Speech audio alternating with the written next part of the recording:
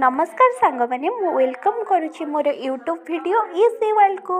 आज चलतु आम कदली फूल जोटा कि कदली भंडा बोली आम कहती आम ताको किपरि बनइबा गोटे नुआ रेसिपी।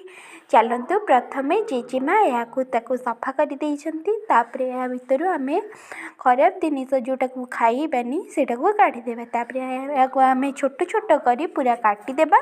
काटी सारा पर देखो मुझे काटला आम अल्प लुण दे पानी पकई चकुड़ी देबा जहाँद्वारा कि कषा अंशटी पूरा पूरी भाव तापर यहाँ चिपुड़ी सारापर गोटे अलग जगह को यह काढ़ीदेबा। काढ़ी सारी रसुण अदा को आम छेचिदेबा। रसुण अदा छेचिबा द्वारा तार टेस्टा पूरा जबरदस्त आसवा। आम तापर अल्प से फूलर चिपुड़ा एवं पियाज कॉर्नफ्लोर नेबा जोटा कि मस्त टेस्ट दबा आ क्रंची भी दब। लंका गुंड हलदी गुंड चाट मसाला लुण तापर आम जीरा गुंड अदा रसुण पेस्ट दे ए बरा को गोलाई देबा।